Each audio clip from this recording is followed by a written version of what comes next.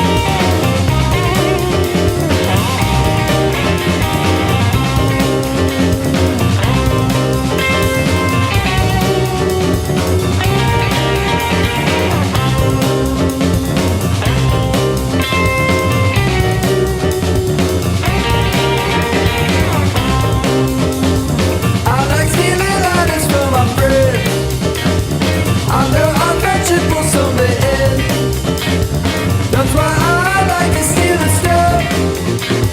My baby says she can't get enough. Love to keep my baby wrapped up tight. She stays up with me take through the night. That's why she lets me steal the stuff. My baby says she can't get enough. Alright, ow!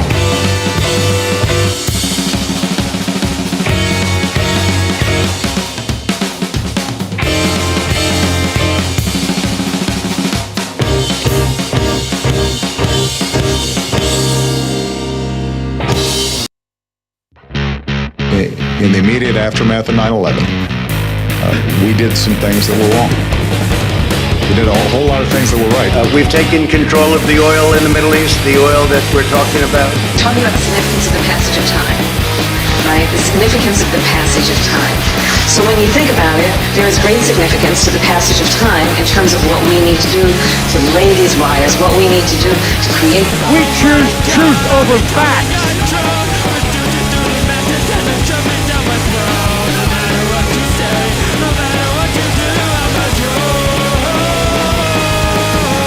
America is a nation that can be defined in a single word.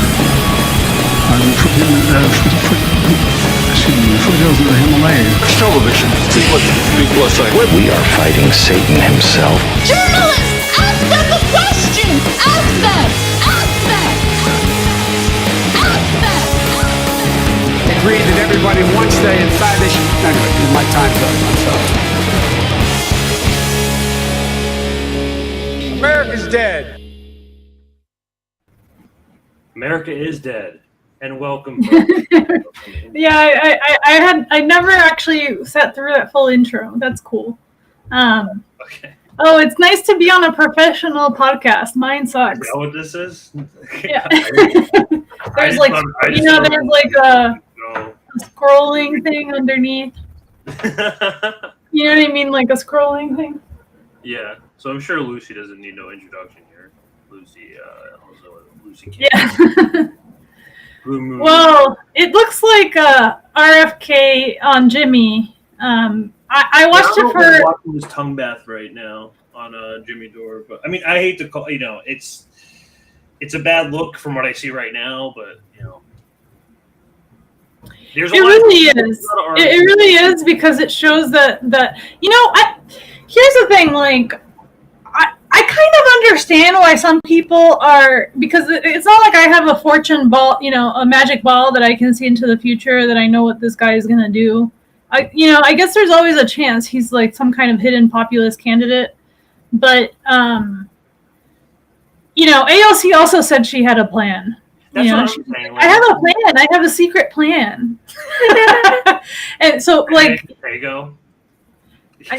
Yeah, and I'm not suggesting that they're the same, but like these politicians, they always say like they have a plan and to trust the plan.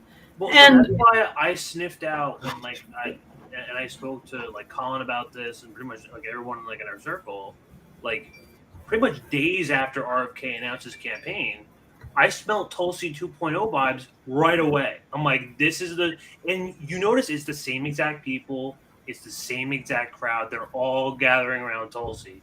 And it's the same thing. It's Tulsi 2.0. And like I don't know, do you think he's gonna endorse Joe Biden? I mean, there's a lot of there's a lot to say that he's not going to, but as far as Tulsi 2.0, like I feel like if that's his strategy to just kind of cater to the American isolationists, then he should just run Republican. Like, why is he doing this? He's just basically sheep herding Republicans into the Democratic Party, as if the Democratic Party didn't already do that in the last election with Joe Biden.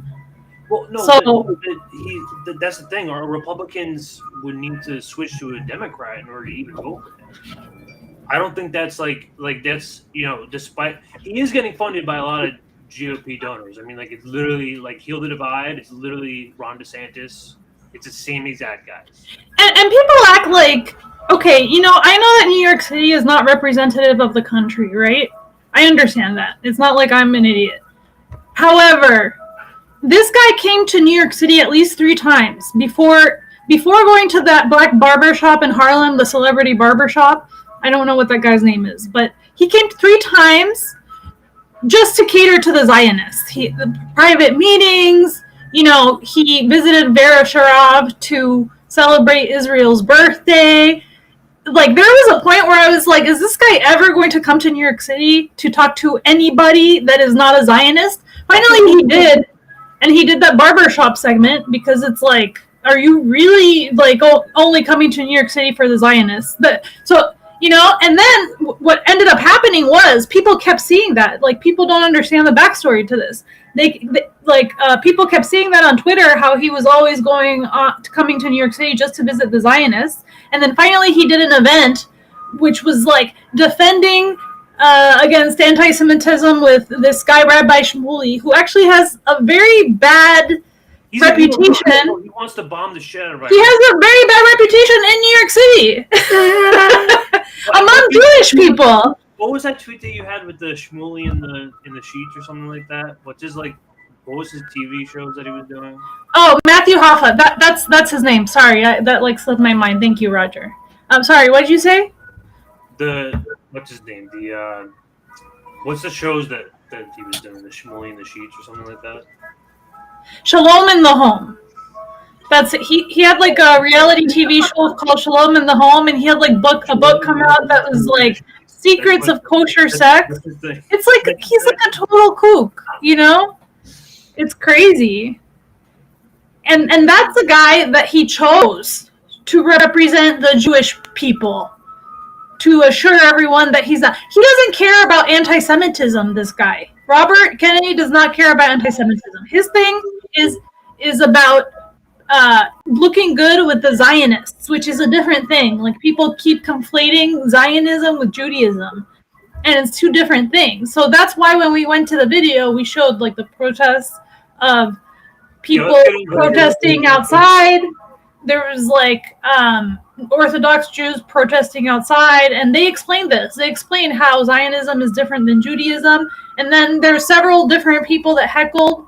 One of them was Jewish. Two of them were Jewish. So it's like, you know, and then not only that, but there's other people in New York, you know, there's like a big Arab community. There are other people that are just sympathetic. It's actually a very important thing in New York. I'm not saying that it should be the most important thing in every part of the country, but, you know, like, this is a very diverse country with, like, a diverse variety of opinions. And this guy is a neocon, the guy that he chose to represent Jews. For his little... There's a lot, like... I'm really glad this guy came out. Like, I'm not... Have you seen this? What's his name? The rabbi. I don't remember what his name is, but he is like part of a kind of. I would say it's like the most left position for Zionism, which is like they believe that Israel should not exist at all. Basically, it shouldn't. It was created like so. The state of Israel was created out of Zionism. It's a political ideology. I understand why they also believe it's kind of also has some like conservative tinges to it that when the Messiah returns, they can go back to Israel. So you know that part is a little like you know kind of questioned by the more secular Jews. But overall, like they kind of support the Palestinian movement, and not just the Palestinians. Like the entire Middle East supports the Palestinian movement. That's what people don't, you know, like Egypt, Syria, Lebanon, Iraq, Iran. You know what I mean? Like everybody sees Israel as a colonizing force. Now, personally, I actually don't totally agree with the Naturi Karta that Israel should not exist. I just feel like it's kind of a done deal in some ways. I don't know if that makes sense. Like the colonization of America was also horrible. But what are you going to do now? Like send all the white people back to Europe? Like I don't know if that makes sense. Like like I feel like there should be space for thinking out some kind of solution. I'm not an expert, but you know, there should definitely be a desegregation movement. Like people are not understanding that Israel is one of the least democratic countries in the Middle East in this way. Like for example, you cannot marry interreligious, like you cannot have interfaith marriages in Israel.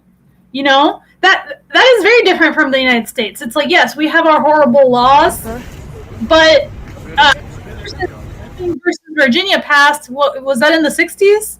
Loving versus Virginia. So after that, you know, like interracial marriage was approved, and you can marry whoever you want now in the United States. Israel isn't there yet. Like people don't understand the gravity, right? And then when you point it out, they'll say things like, well, in other Arab countries... No, but it's a free and open society. That's what our... Right. But the thing about other Arab countries, it's like, yes, there are also human rights issues in other Arab countries or other countries in the Middle East, Asia, whatever. However, those countries are not upheld by the United States as some kind of democratic model. Like, that is the problem. Like, the hypocrisy is that Israel is just as undemocratic as a lot of the neighboring countries around it, but, they're always kissing their ass. Every member of Congress is like, Israel, the only democracy in the Middle East, blah, blah. It's like, no, you can't get what are we talking about here? You can't. There's not a single president. There's not a single person in Congress that's not, like, at least in policy-wise, a Zionist. Like, not a Zionist. They're all Zionists. You get, like, notice how the only candidate you can get is Cornel West, who's like, who's been good on this issue for years, but he's running in a Green Party, which we all admit is not going to win. Realistically, we know that we're shooting for like a 5%, 10% with that one, but regardless, like, Roger is put a really interesting comment. It says not Matthew, just Matt. It's a 5% Nation of Islam thing that Black people adopted starting in the 70s. Yes, I know. Wow, that's interesting that he's going with Nation of Islam and with the rabbi. But if you are RFK Jr. here, he'll say Israel is the most democratic, free, open society in the Middle East, and it's I don't understand. The rabbit hole goes deep. Like I'm just like talking about like the. No. Oh, you're gonna play the video? Okay. No. We can, but yeah, we'll play Rogers. Do these things, whatever. Yeah. So can you? Yeah, with God's help, we're basically here to clarify, to educate that Judaism is a religion subservient to God, and Zionism in the state of Israel is antithetical to that. It's okay, I'm gonna turn my volume down. Contradictory to that. You're good. It's a transformation from religion to nationalism. My religion,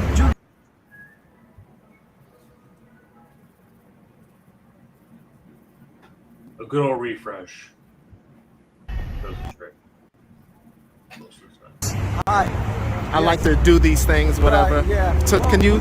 Yeah, with God's help, we're basically here to clarify, to educate that Judaism is a religion subservient to God, and Zionism, the state of Israel, is antithetical to that. It's contradictory to that. It's a transformation from religion to nationalism.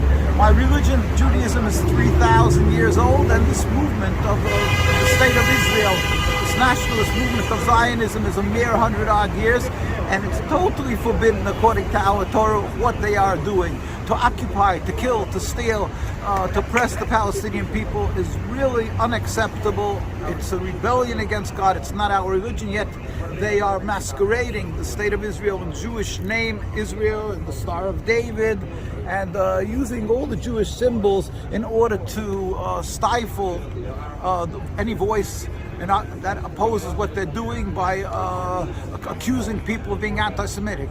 And that's unacceptable. We want the world to know that the Zionist state of Israel has no right to speak in our name, of our holy religion of Judaism.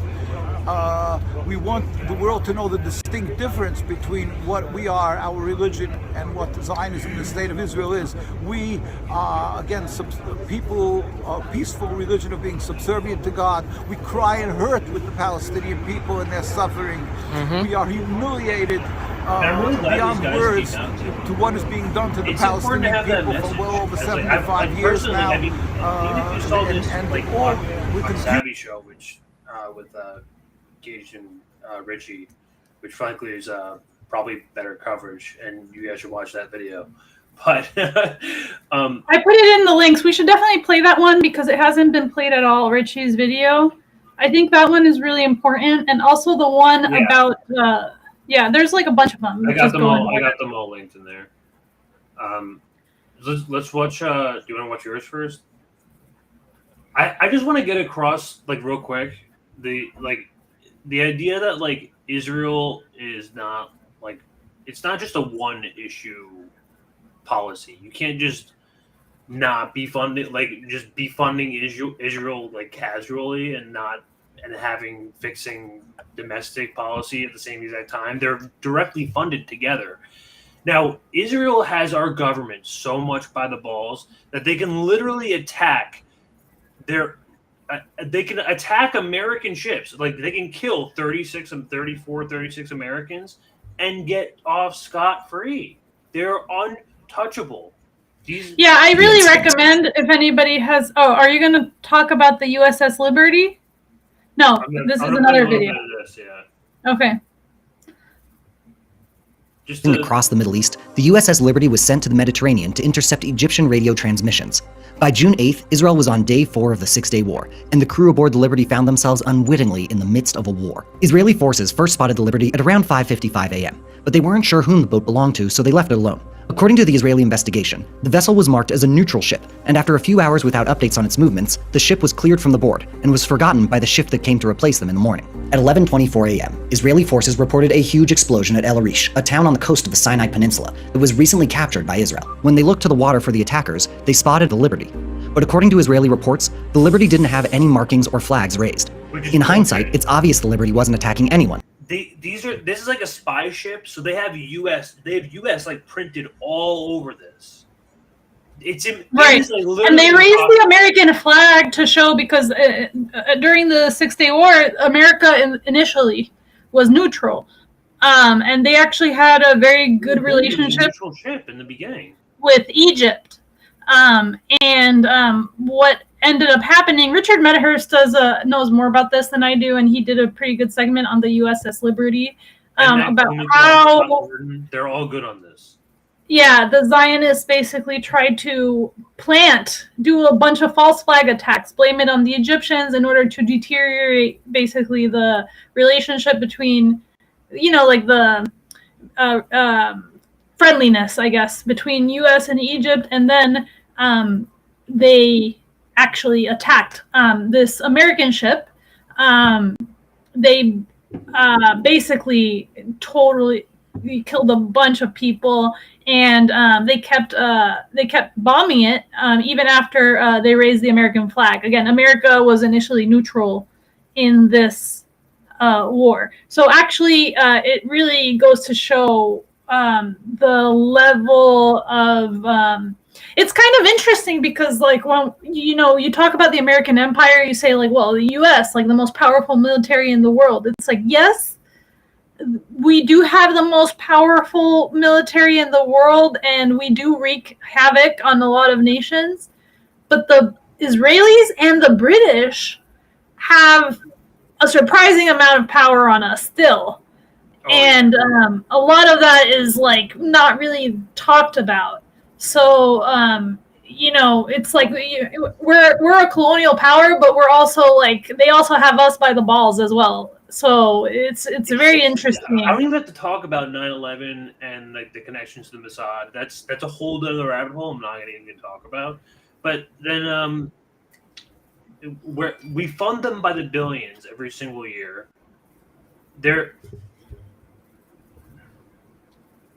Lost my train of thought on that one, but let's play yours real quick because I thought this was an interesting one.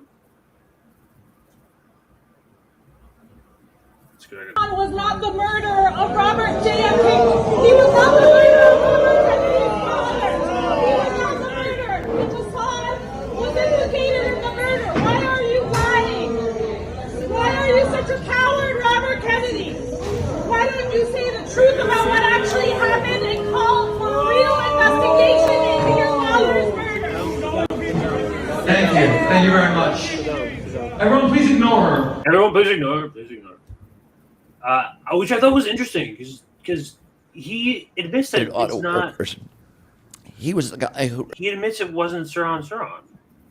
He said it in his own. He said it wasn't. However, I think the thing about him is that he.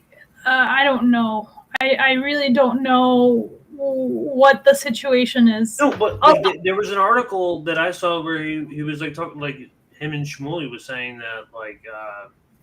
But Shmuley was saying straight up that he was killed by a Palestinian and that Robert F. Kennedy's father died because of his friendship with Israel. Yeah. That is not wild. That is not completely accurate. Wild. The type of shit you would see here. And the thing is, basically, like, unless he really does have some kind of secret plan here, his dad is basically rolling over in his grave. Like, it's insulting to shit on your family legacy to the point where you would befriend the Zionists. Well, I mean, his family is like really connected to Israel, to be fair. Yeah, I mean, they were connected, but, it didn't end well for them. So you would think that would have been a learning lesson. Yeah. Members of that unit were ex-CIA agents who had trained in the CIA farm in Virginia and shipped down to Latin America to do dirty tricks work there and then brought back for this investigation. And they destroyed, before Sirhan's trial, they destroyed 1,200 pieces of evidence, including all the bullets. And about 1,200 photographs as well that were taken in the room that night. Why did Shmuley say there's a lot of questions. I believed that there had been a trial. As it turns out, there wasn't a trial. Sirhan's attorney was an attorney who somehow, and nobody can explain how, he was a mob attorney who was representing Johnny Roselli, who had been, at that time, there was a famous trial in Los Angeles called the Friars Catholic. He didn't have a home address, but in the middle of all that, he was somehow appointed as Sirhan's attorney. He told Sirhan to plead guilty.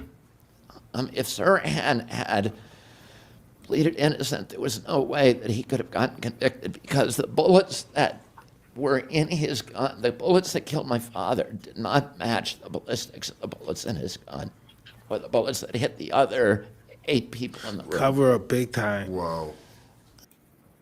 So I really, that's confusing to me. I don't really, you can't have a candidate that's like not consistent on your positions like this. You really can't.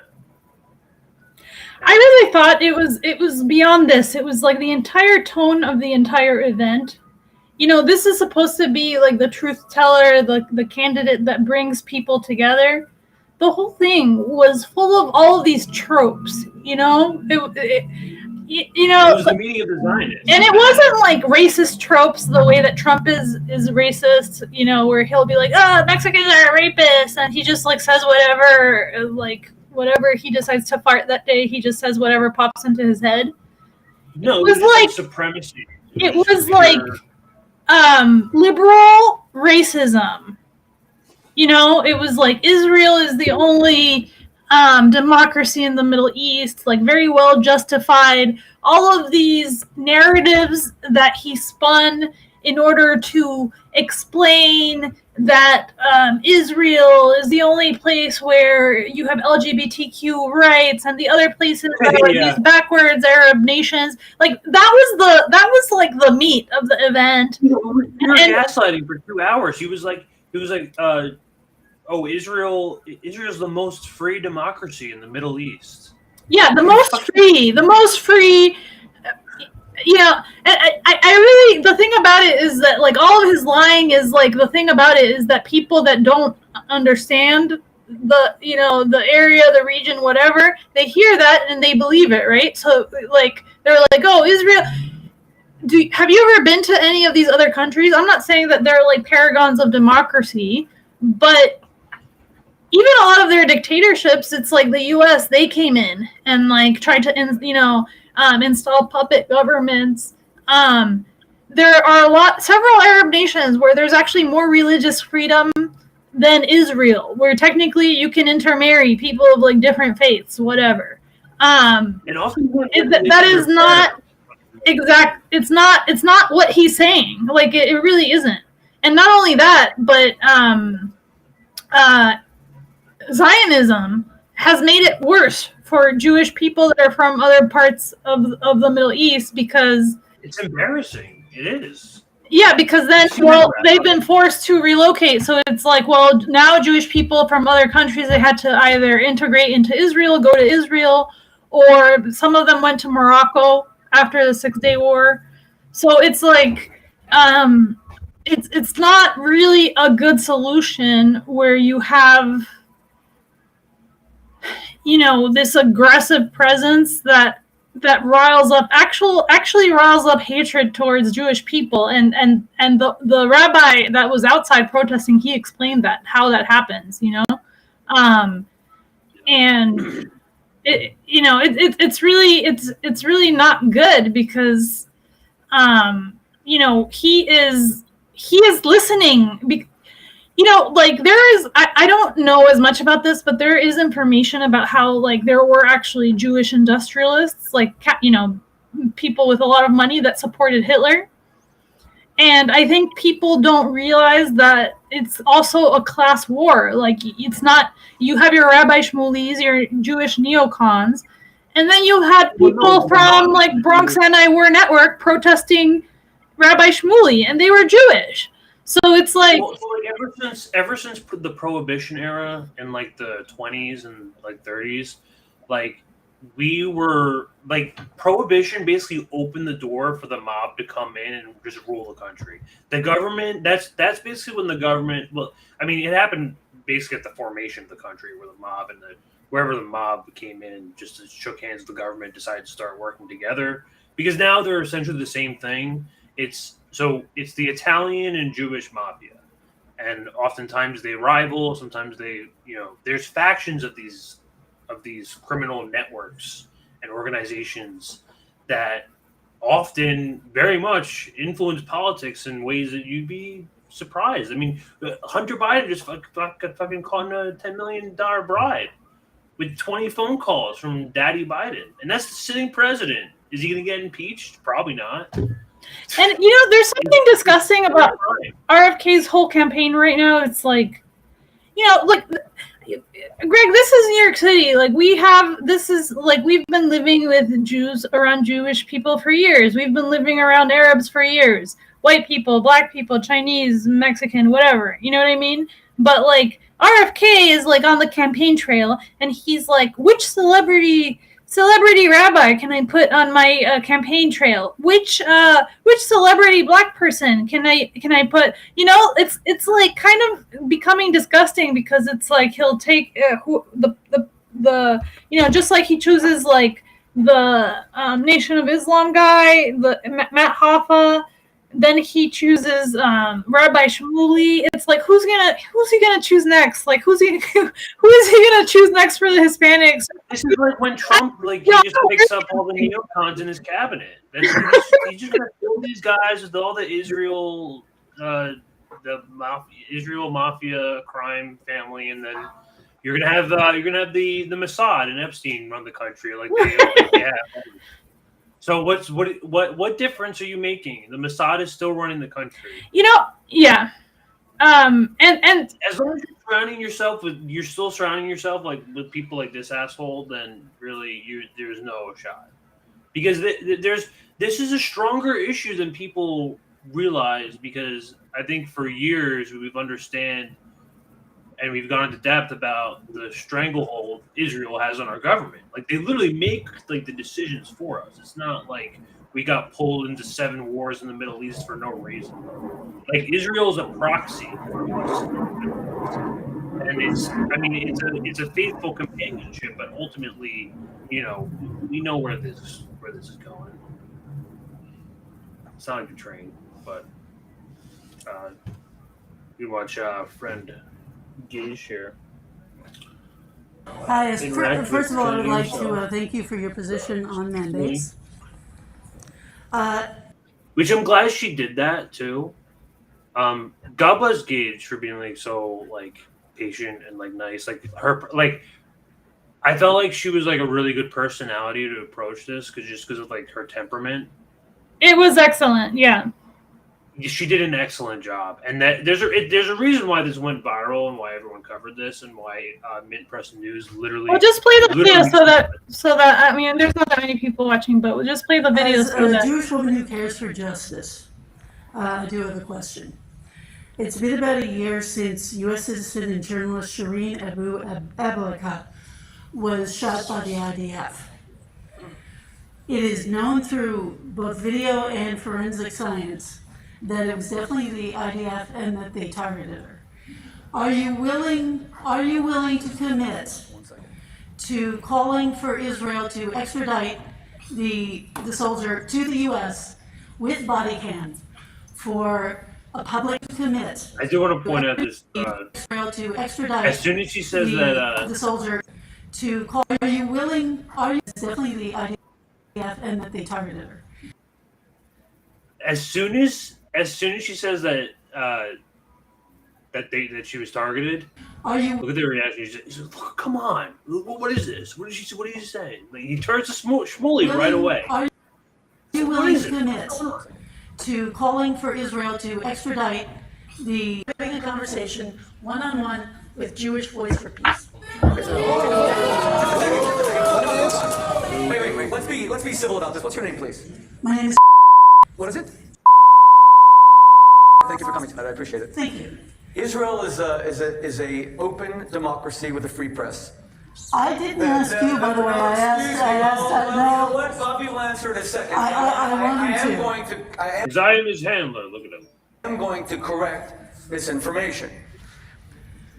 The IDF has now admitted that this renowned Palestinian journalist probably did die from an Israeli bullet during a shootout against terror. Who was there covering it? What you said that she was deliberately targeted is an absolute lie. She was definitely targeted. She had a helmet on. Wait. She had a helmet on and she had. There is no way. She covered dozens. There is no way. He took a direct shot. No. She covered dozens of He should let me talk. She covered dozens of military raids. Why did they wait to? It took a direct shot. They were what? It took a direct shot to get her between the helmet and the armor. What is your source for this? What my source? My source is forensics and the video. You have no source. And the video. So Israel conducted a lengthy investigation about this, which is what they do always, and amazingly, they admitted it probably was an Israeli bullet, and unfortunately. Mr. Kennedy, journalists who died. Mr. Kennedy, it is tragic. Don't you think that, Mr. Kennedy, do you not think that this? I am Jewish. Do not tell me that, Mr. Kennedy.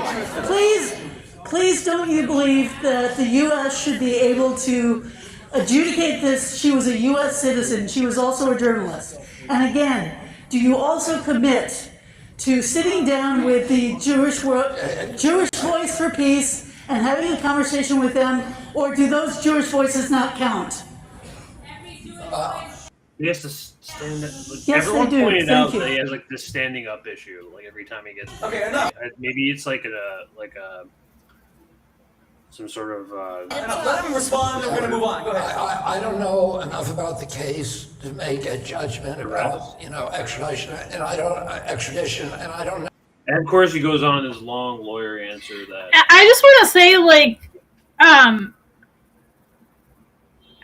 his position, even among Jewish people that are like pro-Israel, it's like rabid Zionism. It's like rabid. everyone surrounding him is like pure like ideological. It's like crazy. Even people that are like, oh, like like if you look at somebody like Marianne Williamson, whose position on Israel is horrible because it's basically just like virtue signaling to Palestinians, but not like really helping them out in reality. But even she doesn't go as far in terms of like rabid, aggressive Zionism, like the lies that he told about how Jenin is a bomb factory when it's like really mostly civilians living there. It's crazy. And not only that, but he went hardcore against Iran. And I don't know if that video is coming up next, the question on nuclear weapons. Do you have it? Yeah. It's good that Richie asked this because there's no politician that is currently acknowledging that Israel has nuclear weapons. And it seems like RFK is, but he says that they're not going to use them. Okay. Would you support the demand that Israel let the International Atomic Energy Agency inspect their undeclared arsenal of nuclear weapons and demand that they sign on to the Non-Proliferation Treaty? Would I do that with Israel? Yeah, we don't want to hold them to a different standard. Yeah, no, I would not. I think have nuclear weapons when nobody else in the region is. Yeah, well, my position is I don't think that that we should start an arms race in the Mideast. Israel's use of that nuclear weapon is not going to happen unless it's attacked, and we know that. Israel will never use a nuclear weapon unless it's attacked, and it's said that even at that point it's going to be too late. What I'm worried about is an out-of-control arms race. Iran is now trying to build a nuclear weapon, and Saudi Arabia has now said, well, if Iran builds a nuclear weapon, we want a nuclear weapon, and they're already trying to build theirs. And all of those nations have the money to invest in that program, and if enough of them get nuclear weapons, these are totalitarian regimes, they're not democracies, and somebody ultimately is... Israel's the only one, the only democracy. Humanity. How does that not sound any different than any other, Democrat? I don't get... understand. It's the same exact thing. The difference is that they're upholding this guy to be some kind of populist truth teller, and it's the same sack of shit as every other fucking Democrat. And then when those of us that notice it, we point it out, they're all triggered about it. The whole thing that people do not understand is that it is not just one issue. Okay? Israel, it encompasses the entire Middle East. We've been the war on terror. It's was a big part of our economy for the last 20 years. We bombed Iraq. We went to Afghanistan. What about the war on terror? Is this guy so hawkish on Iran that he's willing to bring back the war on terror? This is a big fucking deal. And he's saying that he's a peace and freedom candidate. And he's saying that he wants, well, we can go into that later, but he even said that he has so much admiration for the Israeli border control that he wants us to install Israel-style sensors at our southern border. So he's taking tips from the IDF. The New York City police force already takes tips from the IDF. He accidentally admitted that Israel has more nuclear weapons than anybody, and that he blindly trusts them to not use them, when Israel has the U.S. so much by the balls that every single member of Congress constantly kisses their ass, except for the squad, I guess, which I guess they're allowed to symbolically not kiss their ass, even though they're forced to vote for them anyway, because they're the Democrats that are supposed to be more in tune with current popular opinion, at least on the Democratic side. And weirdly, they're more in touch with popular opinion on the Democratic side than RFK is. RFK sounds like he's an ancient, it's just something out of 1950. You know what I mean? This is what you learned on Chicago. Hello, I'm the son of Mexican immigrants and the husband of a Honduran immigrant, and so my question is on immigration. With Congress unable to reach an agreement on comprehensive immigration reform in decades, what is your plan to address immigration? Yeah, I mean, I think, and thank you, Josue. Is it Josue? Okay, I don't think that it's going to be possible to get an immigration reform package through Congress until we seal the border, because we've got now in the last 3 years, 7 million people have come across the border illegally, and the most disturbing part of me is I witnessed the humanitarian crisis, the cruelty to these people who are being brought to the border. They're being exploited, they're being extorted, they're being raped, they're being robbed. The cartels are now running U.S. immigration policy, and everybody knows that. There have been 9. We were told by the Border Patrol there have been 9 suicides of Border Patrolmen in the last year because they're so. No one talks about the human trafficking that's going on the border. Like, that's well, let it keep going. Let it keep going because I want what's happening. They are literally. It took me 3 days at the border to understand what's happening. The first night I watched. I got there at 2:00 in the morning, stayed there until about 4, and I watched just hundreds and hundreds of people coming across. The first group was about 60 African men from West Africa, mainly from Cameroon. I thought I was going to see Central Americans and Guatemalans and Salvadorians, but I didn't. We only saw in the whole night there was only 2 families from Latin America, one from Colombia and one from Peru, and all of them had been brutalized and every penny taken away from them. The rest of them were from Azerbaijan, Uzbekistan, Kazakhstan, Tibet, Nepal, Pakistan, and many, many from China. The cartels are now advertising all over the world that there's an open border, and they're bringing people in. They give them videos about exactly what to do. They fly to Mexico. They're given visas there, internal visas in Mexico. They go from Mexico City on a plane to Mexicali. They're loaded on fleets of buses and then brought to the border. They cross. The only role of the Border Patrol is to stamp them in and check if they have a criminal record. If they don't, they are brought to the airport and they are given a ticket to any city in the United States that they want to go to. Well, they have to demonstrate need and apply for asylum. They're given a court date, and is a court date. It's like an arraignment. A real court date, which they're not going to show up to, is 7 years later. So they're essentially given a 7-year pass to stay in this country. So how would you seal the border? Well, you know what? It's not that hard because how would you do it? I would do it. I mean, there's a number of things that you have to do. I was against Trump's wall. But having seen it down there, I see that you were required to give a physical barrier during certain, not all the way 2,200 miles from San Diego to Brownsville, Texas, but certain highly densely populated areas, you need a physical barrier. But in the hinterlands, in the wilderness areas, you can use sensors like they do in Israel, like ground sensors and towers. There's AI breakthroughs too, but you would rebuild, you would resume the building of Trump's border wall? Well, a lot of it now has been rebuilt. Mayorkas, who's the DHS secretary, recognized. So he said, I want to use Israel-style sensors. This is the problem. Israel does, they develop a lot of defense technology, and they're also, the ones developing these robot dogs and stuff. It's not just sensors. Sensors is just the beginning. And not only that, but he completely fails to answer this young man's question, which is basically, so if you look at this guy, he said, I'm like Guatemalan, Honduran, or something like that. He's clearly over 20 years old. Okay? The problem for all of these people that you see here is people are not understanding. It's not just the border right now. There are people that have been here between 20 and 30 years ever since the whole NAFTA crisis.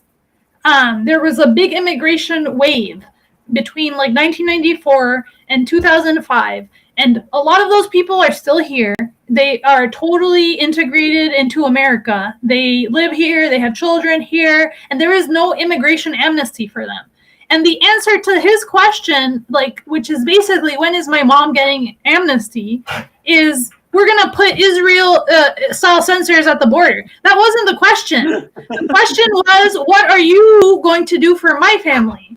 So this is just the level of stupidity that RFK is displaying here, he does not understand. After seeing him in person, it's slimy as hell. It's slimy as hell. So you see how slimy he is here? It's like the same shit as he did with the whole Palestine thing. But people keep insisting it's one issue. The fact that he does not understand that these different voters, they have different concerns, and he keeps catering to the whole border. Why doesn't he just run as a Republican? It would, it's better than sheep herding Republicans into the Democratic Party. It would be much better. Super delegates. It's this is strategically, it doesn't make any sense. He's lost in this weird nostalgia land. And like honestly, Israel is the largest exporter of tech of surveillance tech in the world. Sorry, I had to let my dog out. They're the largest exporter. So I think it's very concerning to me that he is thinking of using Israeli technology on the border. Now, this is not to say, I don't believe that everybody should be allowed in the border, either from the border or by plane, by the way. It's not like immigration is only through the southern border. However, I do feel like there should be some national consciousness that's during the small amount of time that they're here, you should at least not abuse people, not deploy sensors at them, robot dogs. If you're gonna deport, but you know what I mean? Do it with allow people their basic human dignity. That to me would be the minimum. So this is just, to me, the fact that he's taking tips from Israel on the border. And remember, the border is where they test a lot of these technologies out. Eventually, they use them in the police force. They train the police here, the IDF. Right. They train the NYPD. So. All right, what's the next video? Because I know Roger sent me a good one. I don't know which one you're playing next. Oh, here, yeah, the reparations. The racist thing. Taken away from them. Mm-hmm. Well, the only place that was paid for was Manhattan Island for $24. But the rest of it was taken illegally by force. You played it from the beginning? So where would they stand on? Yeah. You just had a Supreme Court that threw out.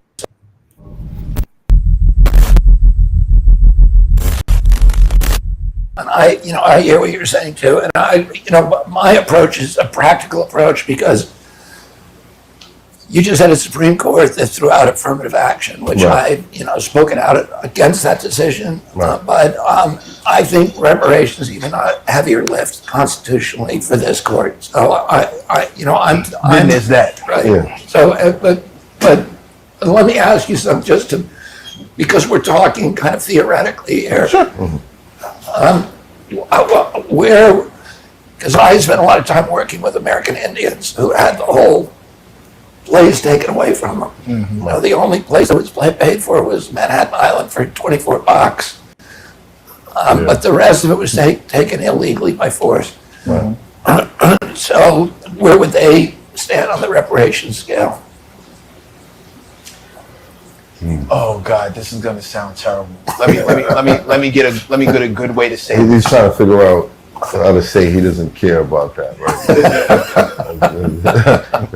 That's kind of where he's at. Because as much love as I have for Native Americans, as much love as I have for Asian Americans, as much love as I have for white Americans, as much as I can sit here and tell you I have all of the above in my family, and I hug them, love them, fist fight for them, and the whole 9 yards. When it's time to circle the wagons, no one else ever asked this question of other people. Mm-hmm. No one else is asked to think about, how are these guys going to feel if we do this? No one asked the black community how we would feel when the money went to the Ukraine. No one cared. Well, what are the black people going to say? Nobody asked that question. Nobody cared what we thought. Right. When Asians got the Stop Asian Hate bill, which I was, hey, stop beating up people just because they're Asian. What are you doing? That's fucking ridiculous. That's retarded. Nobody asked us how we felt about that, so I'm not of the mind to It's Sauji's fault, by the way. We know that through Slack messages now. So consider other people when I'm looking out for what's good for my brothers and sisters in this struggle with me, because when the cops show up, it's just us.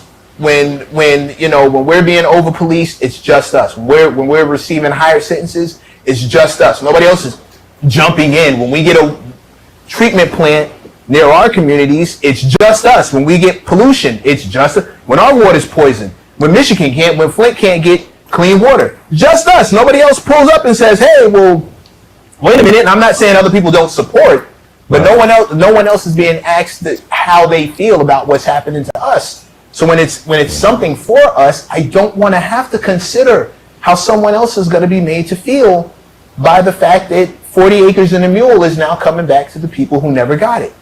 I don't want to have to ask that question. I don't think it's fair that we should have to bear that emotional burden or have that on our conscience. I don't think we should be made to empathize with, feel bad about getting something that we were stiffed on. Right. No one else does that. I think. What about the blacks that own slaves?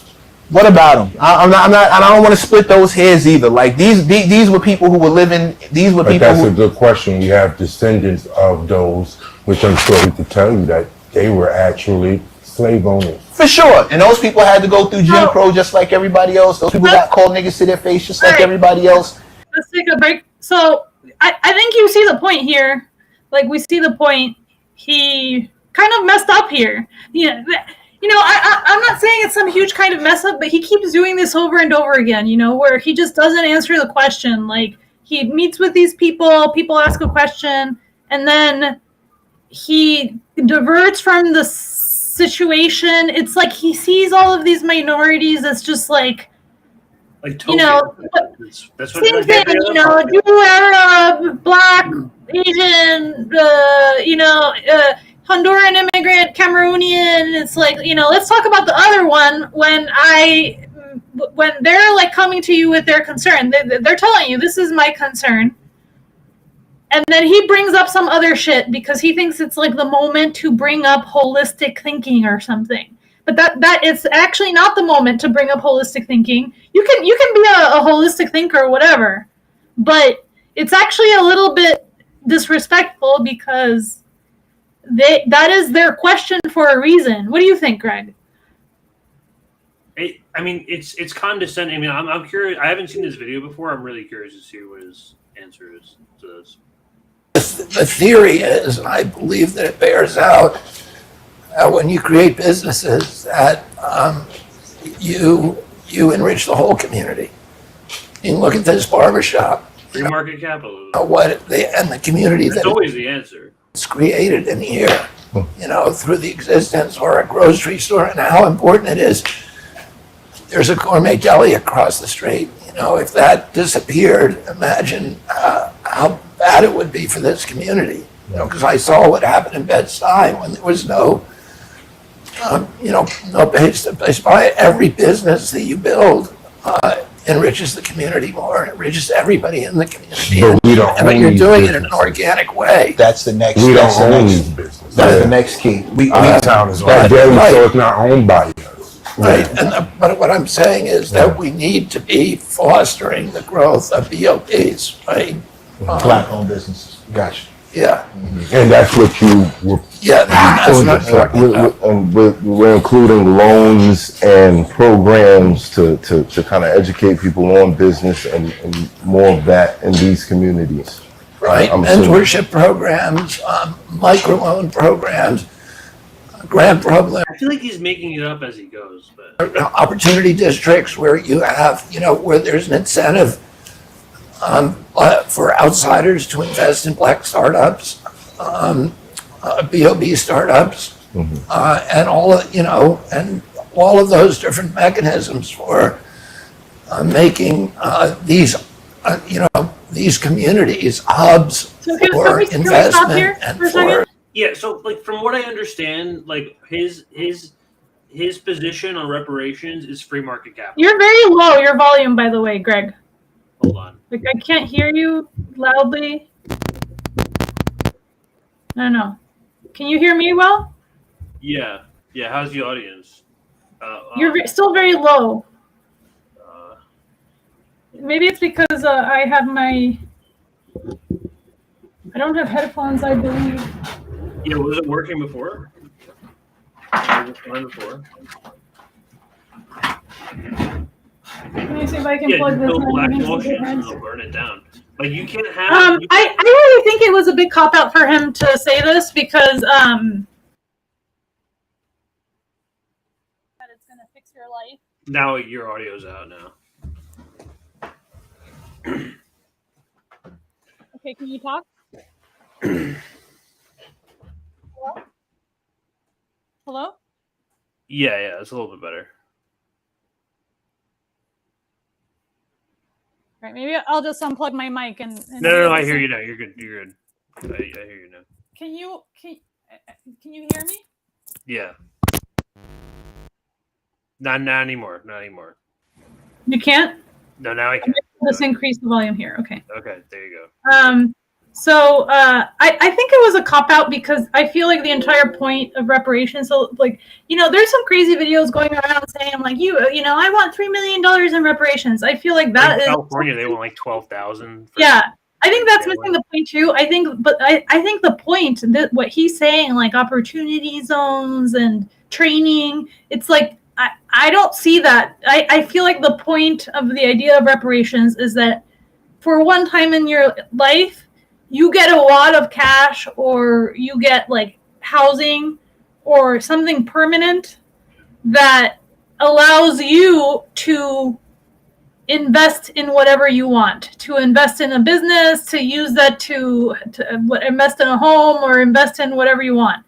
That, so that you don't have to depend on funding for startups or like, opportunity zones. I feel like that's neoliberalism. He's not really like answering the question, which is, if you have some kind of reparations program and you assign some kind of, either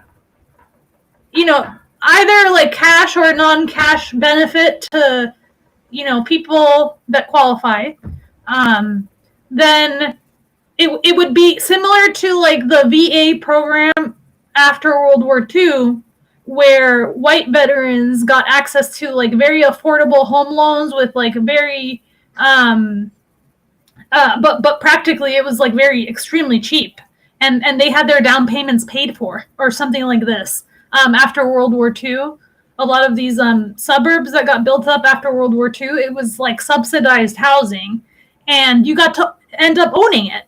And what the difference with like the black veterans after World War II is that they were locked out of a lot of these deeds, and they weren't able to gain that wealth, which is like kind of embodied in the whole single family home thing. So then you still have people living in public housing. It's like, what about public housing? What about turning over those units to the people that have lived there forever? And it's happened in New York City. You've had historical like affordable housing, like things that started as tenements basically, but over time they became co-ops, condos that people own. And I feel like people deserve that. People deserve to have public housing. You remember Jersey City like 20 years ago? You remember how trash it was? And like now, like, and they put like that beautiful like one like resident like road there, and then like you've seen it. It's like crazy how like that they just like toss money at it, and then it blows up, and all the white people move in. All these right, like something like okay, he was talking about Bed-Stuy, something like Bed-Stuy.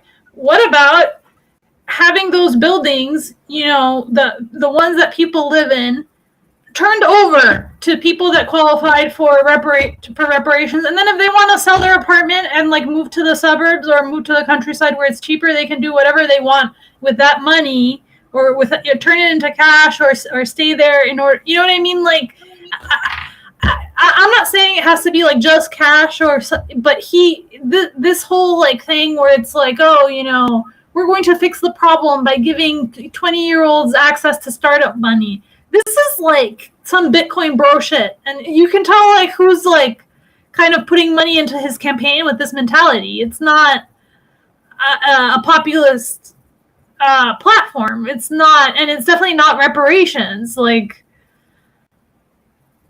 I don't know. What was this you linked here? Something about E. coli, RFK. Oh, that was wild. That whole thing was crazy. So basically, he went to visit these farmers over in Yuma County, Arizona. And, well, do you want to read it? So, I met with local farmers Corey Millen, Alex Mueller, Hank Guzman, Robert Barkley in Yuma, Arizona. Yuma County provides 90% of the green leafy vegetables like iceberg lettuce, arugula, spinach, and broccoli to American tables between November and April. The tsunami of migrants walking across farm fields and defecating in irrigation canals threatens the safety that the food supply.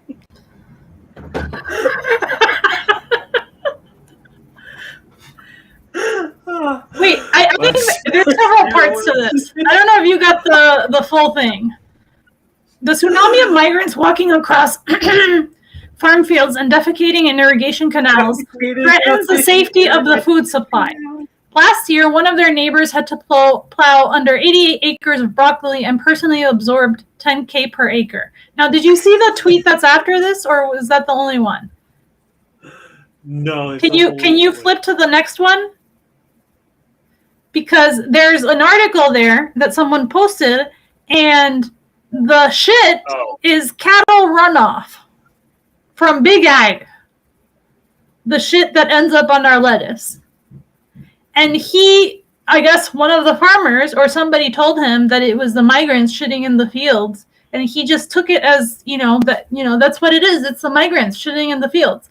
He posted this on Twitter, and, everybody's like, oh, that's so disgusting. We have to do something about the border, blah, blah, blah, So this is like straight up, like eco-fascism platform. We have to worry about the border because they're shitting on our lettuce. Like, it's, and that's not even the source of the only source of the problem. So, but you know what I mean? Like, you want to do something about border control, people coming into the country, then, you should talk about it. But you shouldn't base it on falsehoods. And you should also not talk about, bringing Israel-style security to the border. This is fucked up. Like, the shit that RFK is saying is fucked up. And there's a lot of, like, warning signs here. And a lot of, really a lot of fanboying where people aren't calling him out. And then if you do it, it's like, you're the bad one. I'm the bad one for insulting Bobby. Oh, no. Like, Now they call you part of the Biden admin. If you right. You saw like where there's like explosions of chats happening and like in my notifications, I'm sure your notifications. There's like back and forth between this RFK bullshit and like it's not even really a matter of debate. He's not gonna go anywhere expectedly anyway. Either he's there's no debate, there's no primary. And I don't know, I'm not really sure what he said on Jimmy Dore today, but like I think he said that like he doesn't plan on running independent either after his after he gets bumped out. So his campaign's gonna die, and he's a smug, slimy. You got to see him in person, man. It's different. It's really. It's the same thing with Steven Donziger too. It's like just like very slimy lawyer vibes. Yeah, it's really not good because, here's the thing. Like, I am happy. Like, I don't really care at this point about like whittling everything down to racism and being like this candidate is racist or that one. I don't care. Like, I think it's more about like what policies the candidates are going to implement. But again, like immigration, I disagree with his policies right now because he's not addressing the people that are already here, who are asking him questions. The reparations thing, I don't agree with his policy because he's proposing like neoliberalism 2.0 to something that should be like a massive investment in the African American community. Okay, it's not going to do anything for Black immigrants, but that's fine. They're asking for a massive investment in their community. That is their thing. And then the Israel thing, he basically says that we should audit Iran and let Israel do, if Iran doesn't have, if they go investigate Iran and they find that there's no nuclear weapons, Israel will unleash on Iran. Like, there's no question that they're the occupying country in the Middle East. So what is he doing here? He's not the peace candidate. He's not the civil rights candidate. He's not the immigration candidate. Who is he catering to here? So it's, like, and like even let's say like let's like even pretend like entertain the fantasy that RFK wins and he becomes the president. There's so many Zionists like up that are like really like the puppet handlers, and like there's so many strings attached. Like I mean, you have to look into AIPAC, you have to look like New American Century, all of these different like very I'm not like being like conspiratorial. These are like actual like Zionists, like they have hardcore positions like John Bolton. They're all part. Like you have to, if you think that Israel is just one issue, you have to learn who's actually controlling the world because it's not the president. So. Yeah, like I don't. It's crazy. I don't know. Are there any more videos to scroll through? Let's hop onto this fake climate protester. Climate seems to be like kind of like a conversation now. Finally, I think like after like COVID, it kind of like the science like kind of exposed like a lot of it. I don't know what your opinion on like the like planet heating up and shit is like and totally, but let's watch this totally real and completely natural intervention. I don't know where this is, but apparently the press might have. Excuse me for interrupting, but asking nicely hasn't worked out. 1 million young people wrote to the administration pleading not to approve a disastrous oil drilling project in Alaska, and we were ignored. So I'm here channeling the strength of my ancestors and generation. Will the administration stop approving new oil and gas projects and align with youth, science, and frontline communities from the north? Okay. Lucy, just real quick before you finish, like as someone who's done this multiple times, and I'm sure like a lot of people here can like see like why your like previous interventions. Have you ever felt the case? Was there ever a situation where you felt like on the verge of tears, like this woman is? Is it because she's 21? This is just like some clown shit. It's like, oh, did I do a good job, boss? Like, actually, I mean. Here's the thing, like... yeah, go ahead. By the way, the funniest thing about this is like something that nobody has addressed, is that she stood up and she said, she said she's channeling her ancestors or something. Can you... Can you scroll back and show that part again? Because I think people didn't catch that, okay?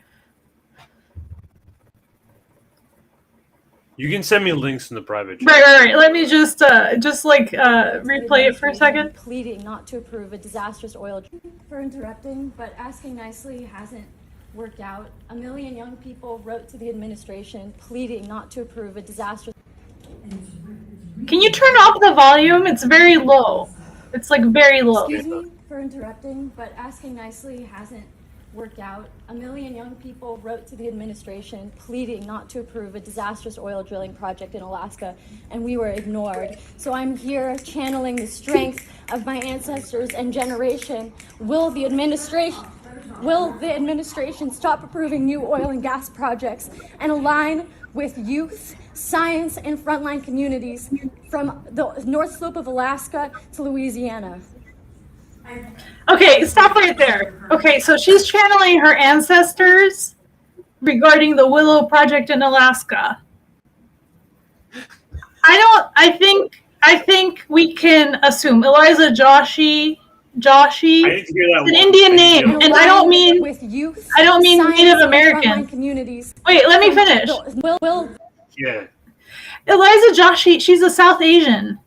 And she's saying that she's channeling her ancestors regarding the Willow Project in Alaska. She is not Native American. Does she think that we're stupid, that we can't tell like ambiguous brown from ambiguous brown? Like what is this?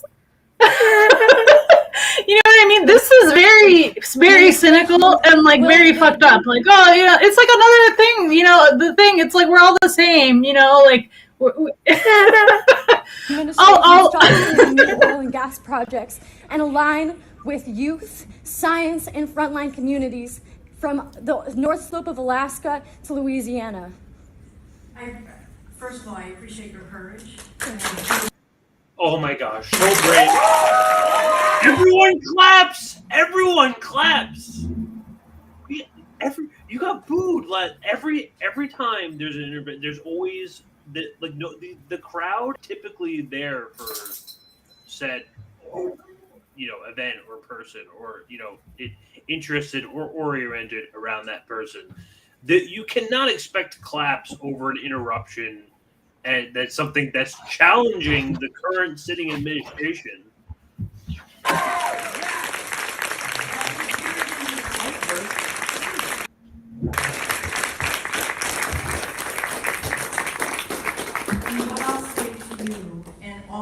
She's crying. She's on the. Look at her. She's like on the verge of tears. You have approved multiple projects since Was she crying? She had to wipe a tear. then, and more at a faster rate than the Trump administration. We need you to act on your campaign promises. She's gonna vote for them. Emergency. Which side are you? Declare a climate emergency so we can lock down. Well, that's the thing. And by the way, like, I really think I think people don't understand how serious this is. So they're having like these fake climate activists call for declaring a climate emergency. Why? Because that's the new agenda, is a climate emergency. They want to do probably some kind of artificial lockdown or something, just like they did with COVID, where they're going to say, oh, it's a climate emergency. They're going to justify, like, I don't know, funneling all of their money into green contracts or something. Lithium, cool, like, all over the global south. You know that the U.S., they want access to lithium. They want access to Bolivia's lithium, Argentina's lithium. I believe, I don't remember what country in Southern Africa, but there's another country in Southern Africa where they just had a coup because they want their lithium.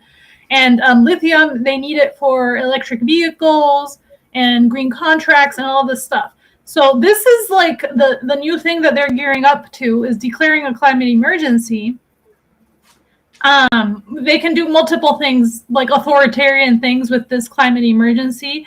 And to RFK's credit, he has said that declaring a climate emergency is like an authoritarian, it's like it'll be the new authoritarian thing. It was like on the environment for the past 5 years, like the hardcore environmentalists. Shit for the environment, and they just committed the biggest environmental disaster, which Jose is always screaming about in his interventions, which is the bombing of the Nord Stream pipeline. It's like one of the biggest environmental disasters in history.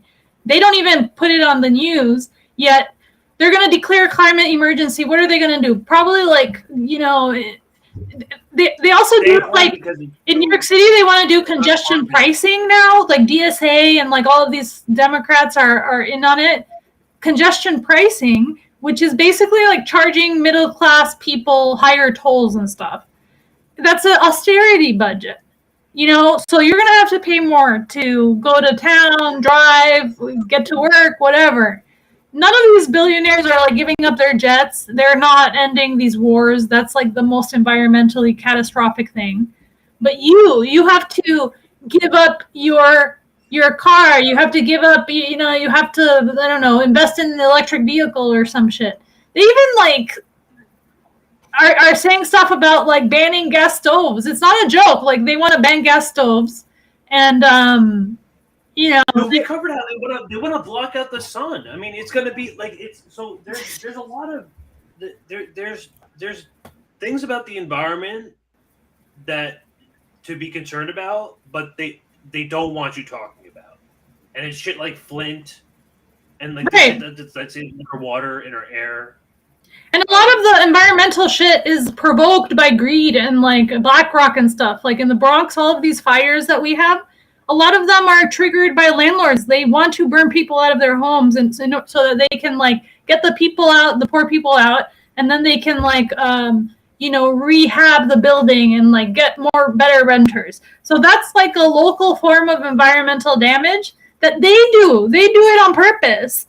But then if the way they're marketing it is like, oh, you should really care. It's like through guilting the individual, basically, like, oh, you don't care about the environment because you're driving a car and like using straws or some shit.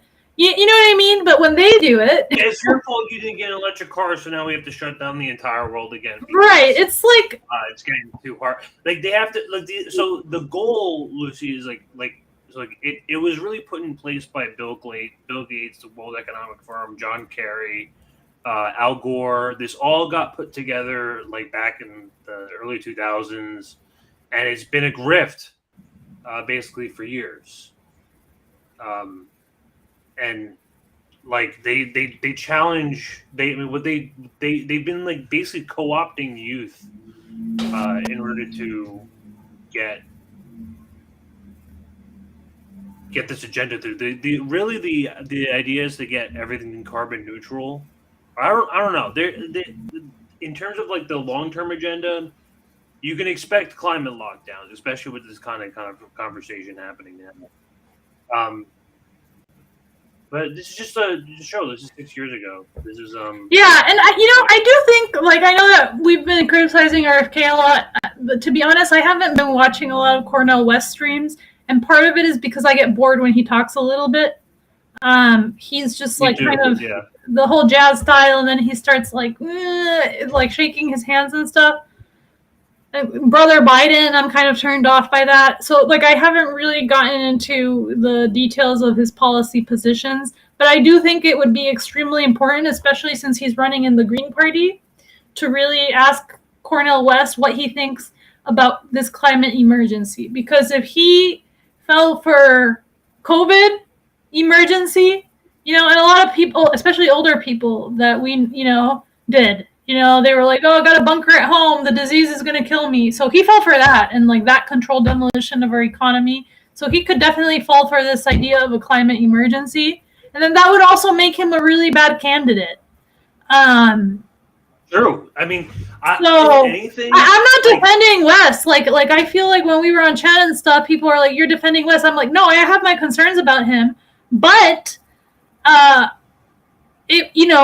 this was like an event that we organized to go to and challenge him on this. And we did this first. We happened to do this first. That's it. Dude, like they're already claiming that the U.S. did never lock down. Like they're so open for this, and you don't understand like how criminal the lockdowns were, like how bad it hurt children the most. I'm sure people love working from home. It's great. The problem is when children are not given that lack of interaction, it's significantly damaging to their learning abilities. So much so that they're actually learning, like they're actually developing disabilities now on the skyrocketing because we decided to shut down the entire fucking world for 2 years. Was that a great idea? I think most people admit it's not. So why we're suddenly jumping into a climate agenda lockdown?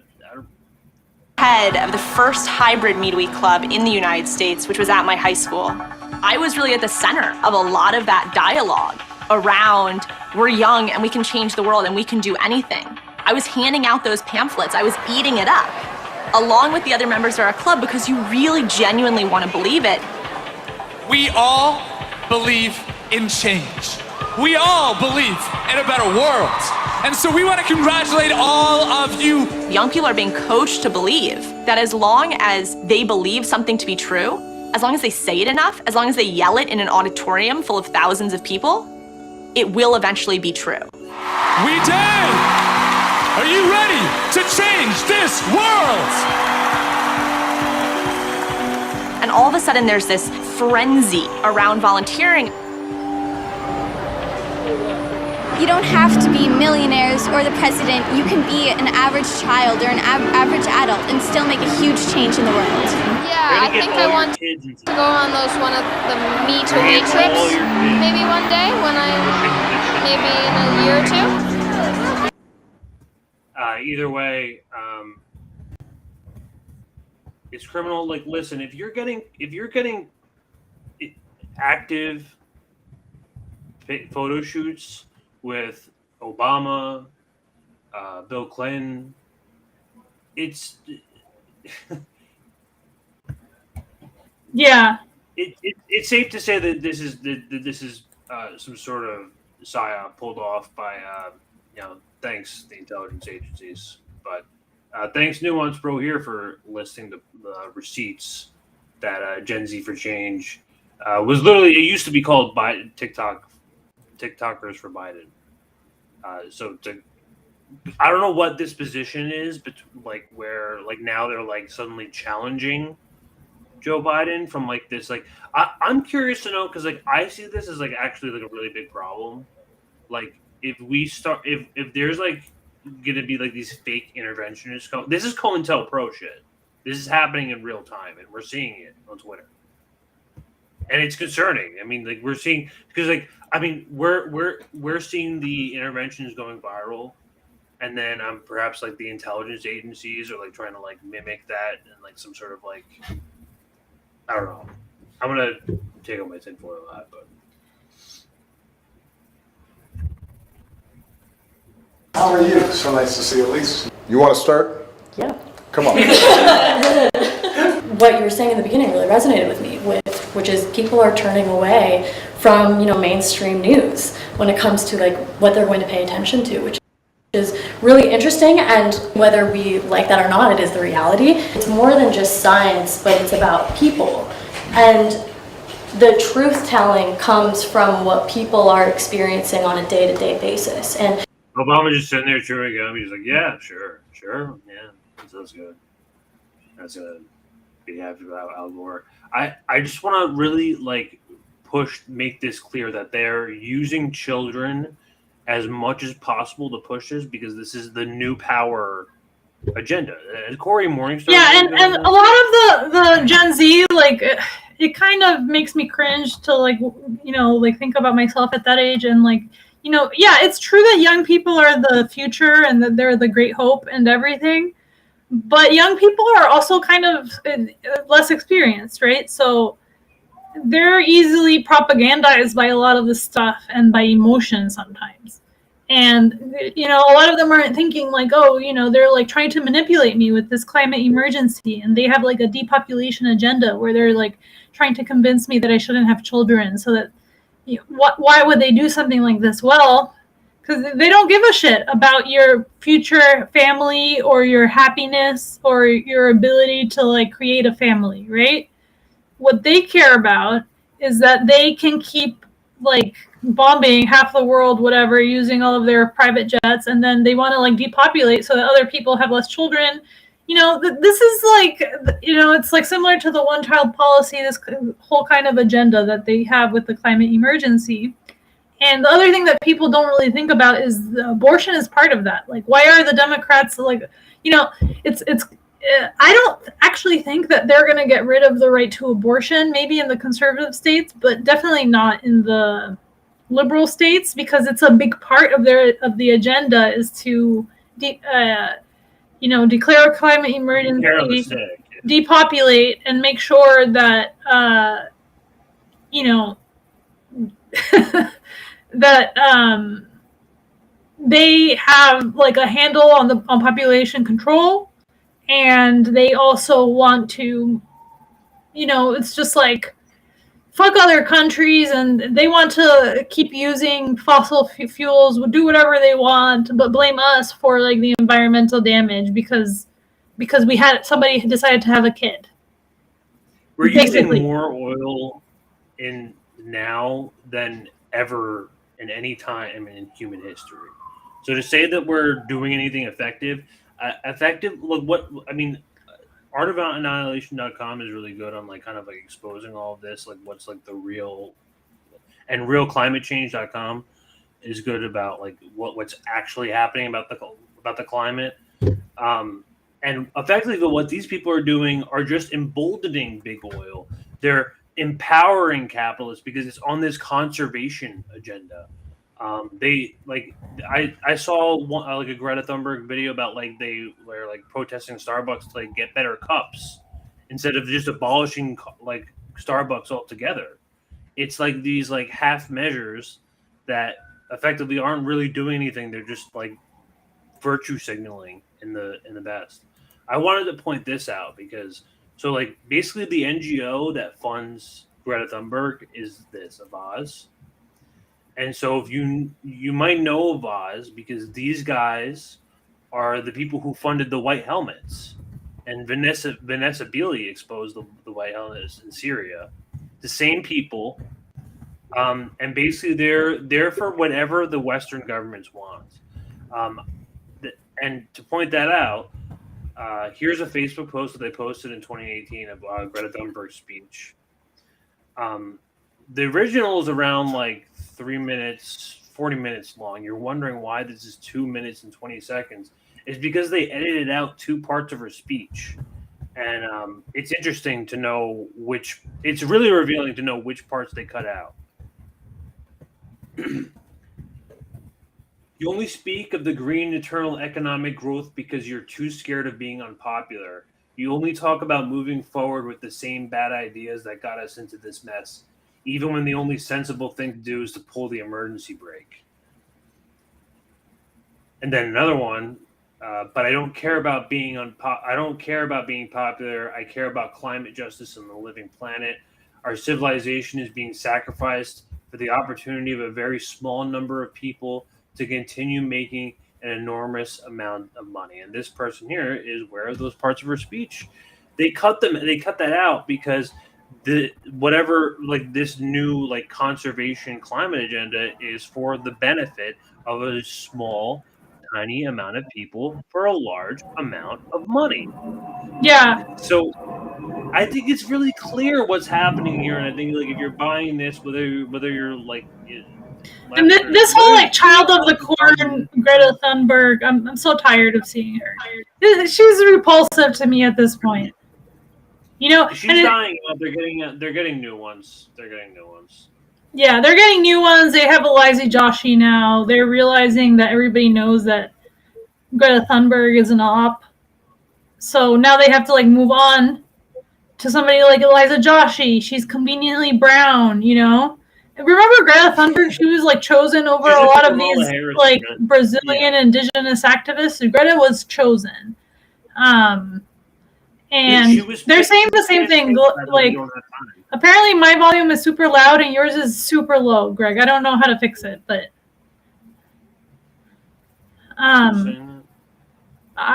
you do sound a little louder, but anyway, yeah. I don't know. I got nothing left to say about Greta Thunberg other than I hate her.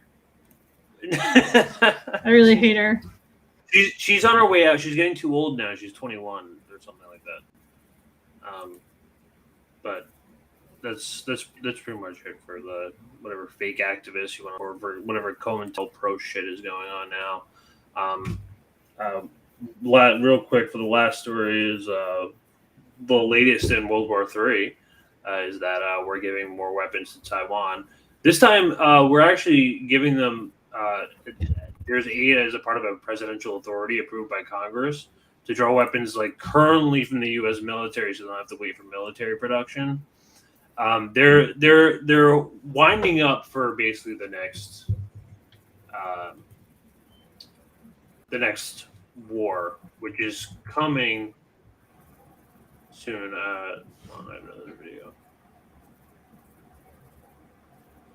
Yeah. Why are other countries objecting to China's grand plan to become a technology superpower? Chinese Premier Li Keqiang first announced the Made in China 2020.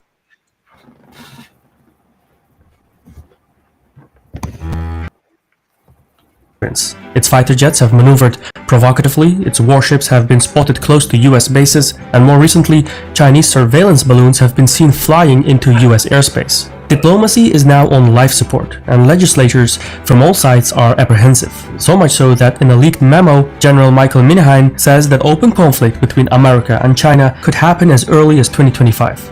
So, what's going on here? Because, by the looks of it, America and China are sleepwalking into an armed conflict.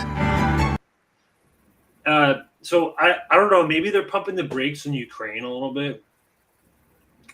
Did you happen to see the Moscow attacks? I did. I saw a short video of a drone hitting a building, which was pretty screwed up. But I actually have not. Well, I should be, but I haven't been following everything about Russia, so I don't know. I don't want to comment on it because like that event that we organized last week at Shmuley's, like, I'm actually kind of glad that our faces and stuff were not really on it because I don't want like the Zionist lobby on my ass or something crazy. But it was really a lot of work to put together, you know, like you went, like, you know, at least 10 of us went, like, from different organizations. And there was also like the Orthodox Jewish protest outside. And it's a lot of work to get people to go to those, you know, and like, you know, you have to like plan your question. And then after that, like, I don't really have the headspace for like political analysis on Russia, Ukraine. I just don't have the energy. I don't know how you feel about it, but it's funny how all of independent media, like, it works because they're all sharing our shit, you know? They're and it's finally become a question. Like, we raised a lot of questions. We raised a lot of, and people are like, well, only Israel. It's like, well, first of all, it was an event, a Zionist event, okay? And we had to challenge him on this, and basically, you know, we got to ask a lot of good questions. We got to interview the Jewish people outside. That was really great.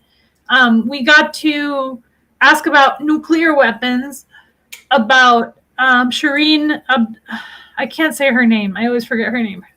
The journalist that got killed in Israel. We asked about that. Gaijin girl asked about that. And then we also asked about the legacy of Sirhan killing Robert F. Kennedy Sr. and calling for an investigation. That's a lot of things, you know. It's actually a lot of things that we asked about that you know, kind of no, you're right. Talks about a complete picture of Israel, of the importance of Israel, you know, in terms of the domination of American politicians. That's huge. You're right. We have multiple. The Middle East and war on terror, and the Israel-Palestine issue itself. It's actually three different things. And then also the question about anti-Semitism and how, like, Zionism is connected to anti-Semitism, which we actually address because you could see in the comments, people don't even realize that there's a very strong anti-Zionist movement in New York City by Jewish people. People didn't know that. A lot of people don't know that. So this is like, you know, I feel like we brought up a lot of good questions, and yeah, you know, not everybody's going to care about the Israel issue, but it's actually many issues. It actually like encompasses a lot. Just like the climate change stuff encompasses a lot, you know? I sort of see it as like a world like encompassing thing because like we're sort of like I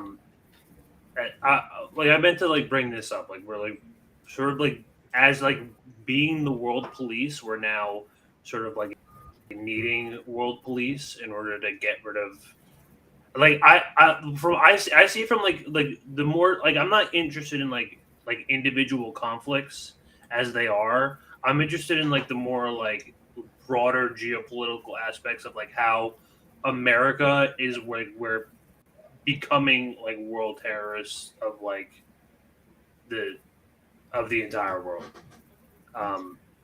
And to me, it's like also like we saw, for example, when Obama ran for office the first time, he said, well, "I'm going to end the war in Iraq," right? Because that was the horrible thing at the time. And then he started 5 more wars. Withdrew. Yeah, then he withdrew troops from Iraq, and he just moved them over to Libya, and then he screwed over Libya. Libya was like an affluent country. Yeah, it was like what they do is like whenever a president like they're saying like, oh, we're withdrawing troops from Syria or like we're withdrawing troops. Trump did this too. They'll withdraw like a couple thousand troops. We'll wait a couple months, and then just later on they'll just pump more back in.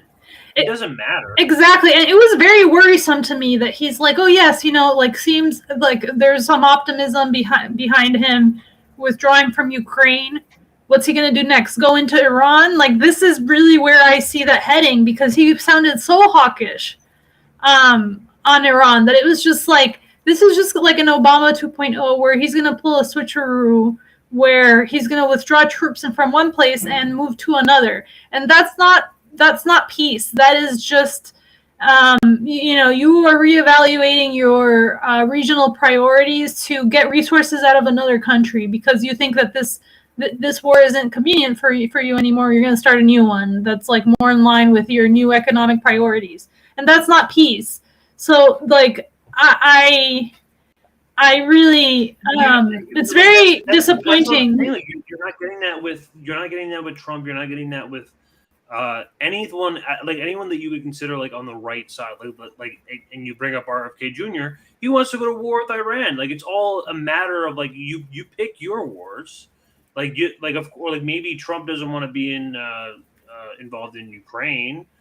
But he's gonna ramp up this war in China. It's coming up in 2025. So I have not heard him what he says about China. I think that'll be super decisive. If he says like, yes, I want funding for Taiwan, it's like gear up, dude. He's but I haven't asked him that question. It would be good if somebody else did, if they ever get the chance. Anybody on here ask the question of whether he approves funding for Taiwan instead of Ukraine, and then that means that he's that would be interesting. That would be interesting. Right. That's a really important question to ask too. So, like whatever. We did what we could. We asked the questions that we could, but I think it revealed things about that candidate. And if other people care more about other issues, then ask him about the other issues. We covered 3 of them here: reparations, immigration, and Israel on this stream, and he's not good on any of those 3 things. Like, he's really not. So, there's obviously probably will be more things to question him on. I think there's some things he's good on. He's good on COVID, good on climate emergency, but I'm very disappointed by this guy. I don't see this. I see him as like it's all talk until we can see some sort of like actual policy action. I mean, you can't take a candidate. We know that we can't take a candidacy at his word because it's happened to just how many times? How many times have we gotten scammed already?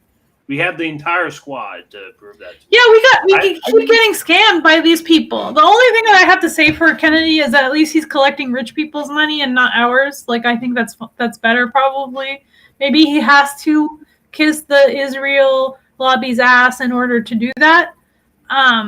Maybe there's some kind of convoluted secret plan I don't know about where he's planning to rebel against the Israel lobby after getting elected. Doubtful, but I don't know the future. I don't know what's going to happen. But his positions, like, if you just like evaluate them straight up, they're not good right now. They're not all great, And no, I'm not saying that he's worse than Biden. This is not about Biden. It's about, you ask a policy question of the candidate, and he's not giving good answers on a lot of things. So, but that like even asking questions is giving like so much credence to the idea that he's going to win this primary that it's like it almost seems like redundant and unnecessary at this point. I feel like asking questions is just like asking questions about Israel has actually that is what has been educating people about Israel. It's done a lot of revealing.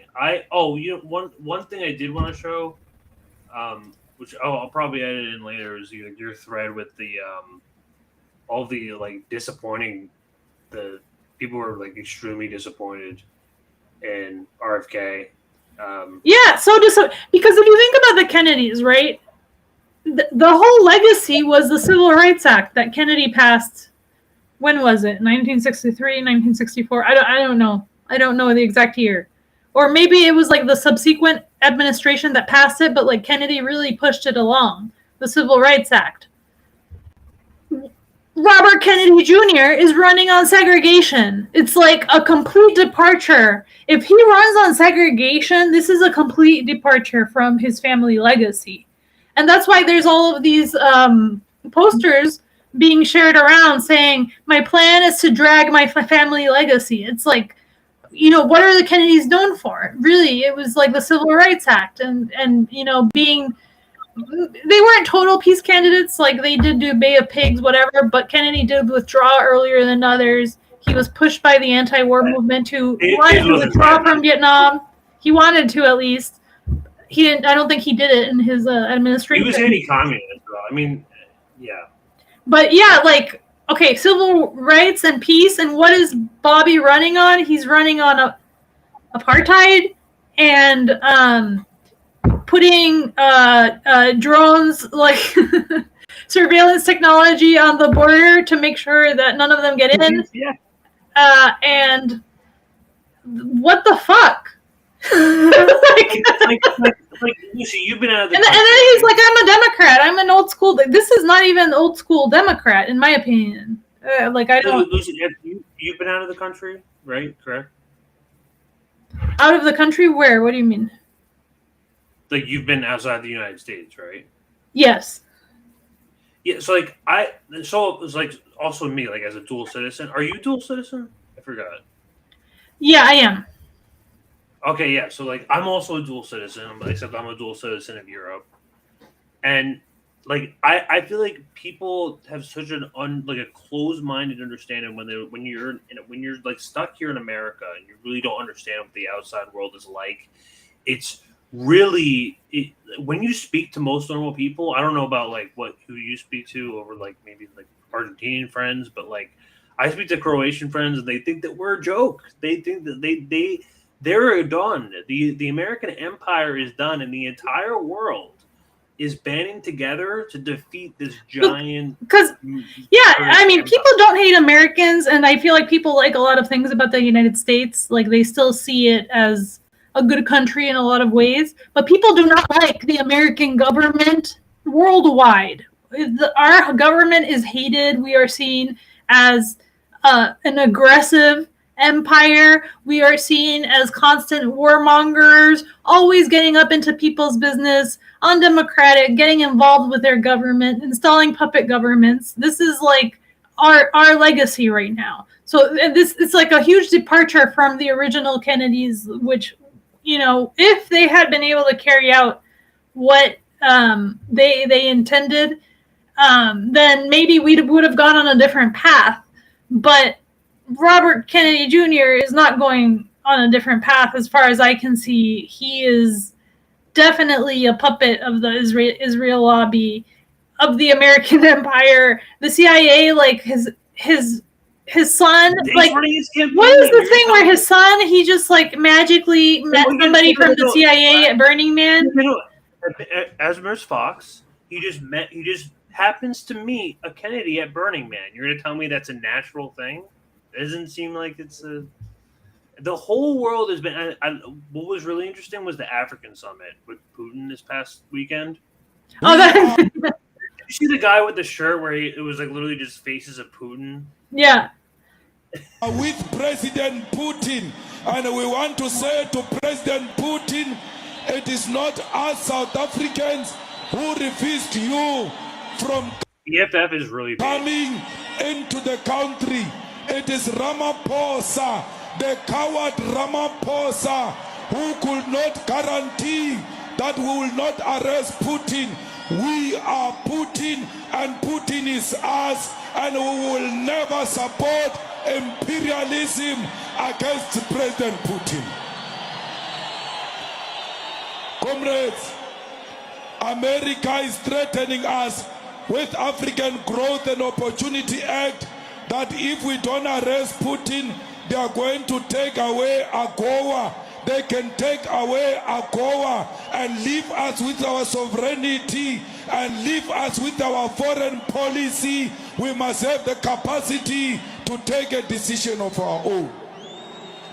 We call on the President of the People's Republic of China, India and Brazil not to come to BRICS Summit in solidarity with President Putin. They must say, you touch one of us, you touch all of us. They're done. Everyone's done. If you're anywhere on the outside, they're done. Now, I just want to mention something that I think is important. There are people that, and I know that Jose and Kynan, they are one of these people, that they don't criticize Israel purely out of strategic reasons. BRICS right now, it's like on a path where they actually do want to do business with Israel, and they don't want to mess with Israel. So like there's a lot of countries like Russia and China that are not prioritizing criticizing Israel over all the human rights issues in the Arab world, because they just don't want to. They kind of see this as like, okay, what we're focusing on first is BRICS and the economy, blah blah blah, right? And we're not gonna mess with Israel. So that is not something that is just the United States that's doing it. It's also other countries that don't criticize all of this stuff because they just don't want to open that bag of worms, and they are strategically prioritizing like the economy of their country, whatever, right? So that is not unique to the U.S. And there definitely are people that are like, no, I'm not going to criticize Israel because there's other stuff that you have to work on, and I don't want to get like Mossaded. I don't want to get, and that's it. The thing that to me, like, I feel like if RFK wanted to run on that, like, I feel like the best thing would just be honest. Like, I am not going to interfere with Israel because they have too much power, and this is just not something I'm going to achieve in my administration. So I'm going to guarantee Israel whatever. And then if other people want to protest Israel, whatever, but like, I'm not going to do it because it's too much for me. I don't want to end up like my dad, whatever. It is what it is. I am on the side of Israel. I'm not going to get involved with their administration. This is something that we have to do in order to get our economy ahead without like suffering some kind of terrorist threat or something. And I know that sounds like fucked up, but I really feel like it would be better to just be straight with this, because I actually still have respect for people that just say it like it is. Like, this is not my priority, and I just I'm like prioritizing something else, and that's it. Because my priority is BRICS or resurrecting the dollar or other something else right now. You know what I mean? Like something else like that. It makes sense. Like I see like Israel as like pretty much, it's like ever since 1948, it's pretty much entirely a Western creation, and we're funding them billions by the year. So once you collapse the American empire, Israel, as it stands right now, is just a crying tantrum baby that's just killing civilians. They kill Jewish people too, by the way. Yeah, absolutely. And they're just going around throwing tantrums, and we're giving them all the weapons that they want, which is mainly the problem. And I don't think Israel really stands. I mean, do you think that like without America, Israel stands a chance on their own? Yes, because they have a very developed economy. They have money. They have technology. I think where's the money coming from? I think they could stand on their own perfectly well. Just well, maybe now. Yeah. But they wouldn't have perhaps sanctions are.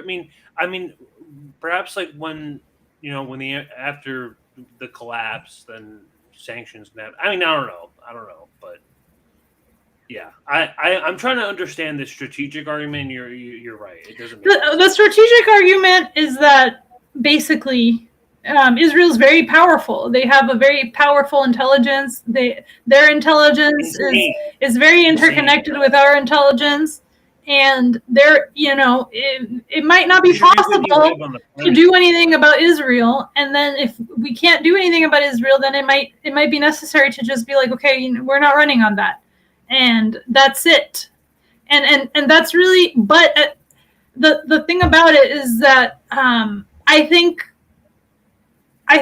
it's really necessary to admit that this is. I don't think you're doing anybody any favors by lying about the fact that this is a huge human rights issue, that it's horrible for not just for Palestinians, but like the entire Arab world. It's a huge human rights issue.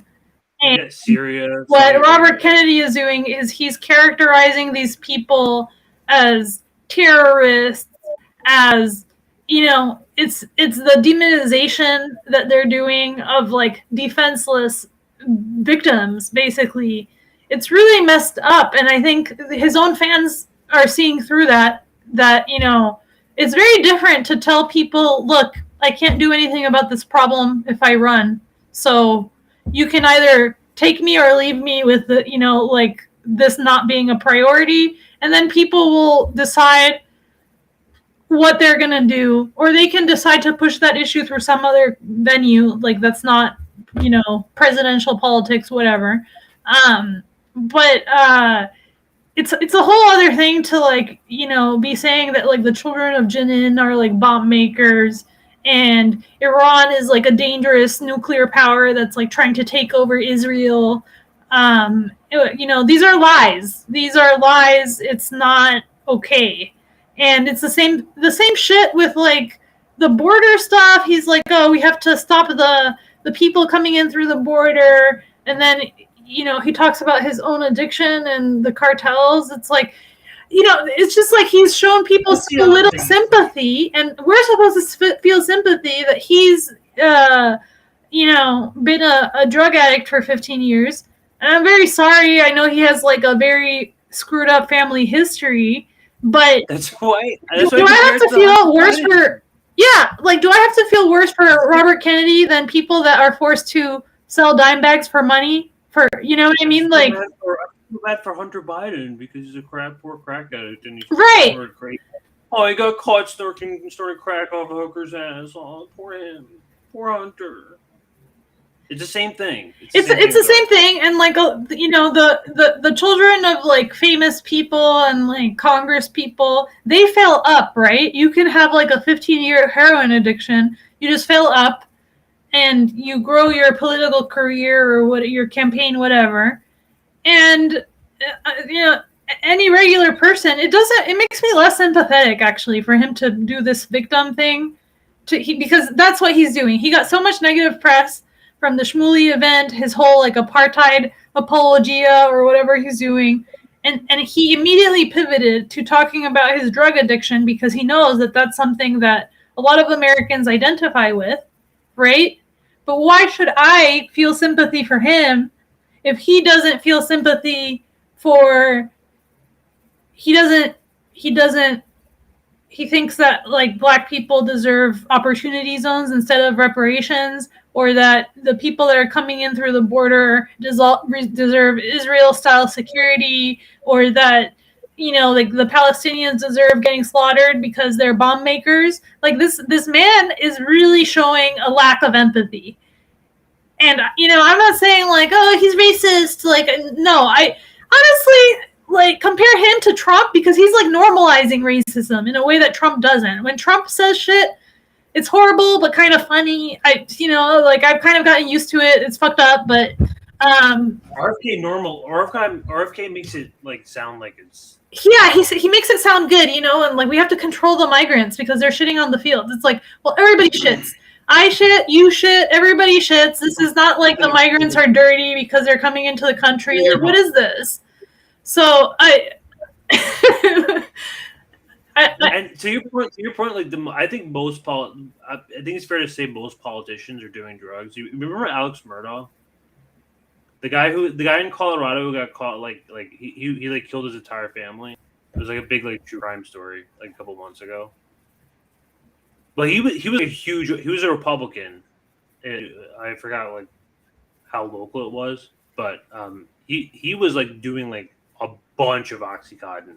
Like they're all on like opiate, and don't tell me like Don Jr. is like clean too. Like they're all like, either on like coke or like some sort of like opiate. They're all living like it's not like they're. But yeah, you get the point. I saw an interesting comment here by Thomas Salisbury about telecommunications. I think I lost it. Yeah, how far back was that?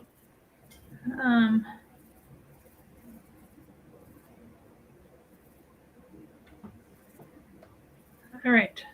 I lost it. Okay. Sorry.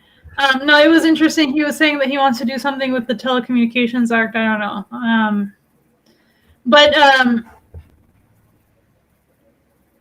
Yeah, I don't know. I don't know where this is going, but I do think he's like kind of. I do think he's normalizing racism a little bit. RFK, and like I'm not saying that like in a way that it's like, oh, racist, canceled, like he can keep talking if he wants, whatever, but he's making it acceptable to like make up lies about people, and like the whole thing about like migrants creating the E. coli crisis and like Palestinians creating their own occupation. It's just like lies, you know what I mean? Like, so he's a slimy dirtbag. Trust me. You can. And he does it. He does it very eloquently, so that you can't be like, well, he, like I noticed it, and I'm like, I actually don't think he's. I don't think he's some kind of civil rights candidate. I don't even think he's less racist than Trump. Like, I think he's like on par, maybe more in some ways, because Trump never ran on. He was like, close the border. Trump didn't run on like installing Israeli-style security on the border. I don't know if he actually did that though, but the whole like family separation thing was pretty fucked up. But he didn't. I don't know what he did in terms of technology. But I know that the robot dogs that they're putting on the border, that's like a Biden administration thing, I believe. I'm not positive. So a lot of that is being normalized under the Democrats, and then if RFK continues with the whole like Israel security thing, that that's going to continue. So it is what it is. Like we know who he is now. Unless he does some kind of huge about face, or he has some kind of plan. I gotta watch the rest of that Jimmy Dore interview. I gotta check this out. But. Yeah. Well, let us know, anybody that's watching, what you thought of the Jimmy Dore interview, because we haven't been watching it because we were streaming at the same time. I should have maybe I should have pushed it back, but yeah. I think we're good for tonight. We covered like pretty much everything. All right, let's close this out because I think I'm done for the day. But this was like a good thing to vent because I was just, it's crazy how much of a cult. I don't want to call it a cult. Like a lot of people like him. He does have a lot of good positions, but it's culty. There's kind of a lot of people that are failing to analyze it, the whole thing, and it's not good. Okay. It's not good. And maybe we were right from the get-go. Maybe it's not worth it to ever have like vote for a Democrat again. Like a few months ago, people were saying I'm never going to vote for a Democrat again, and now a lot of those people are like, oh, you're a horrible person for not supporting Robert Kennedy. So and they're shaming us, and like it is what it is. You're looking at your phone. Right. Yeah, no. We're good. We're good. I'm gonna let's just close this out for tonight. But yeah, have a happy Monday, y'all. Make sure to check out. I'm not sure what's happening tomorrow, but Wednesday's on End News. Thursday, I think, is Angel, and then Friday, Tara, Bitch. The whole schedule. So. Just see you guys around. Thank you guys. Make sure to like, comment, and subscribe. Peace.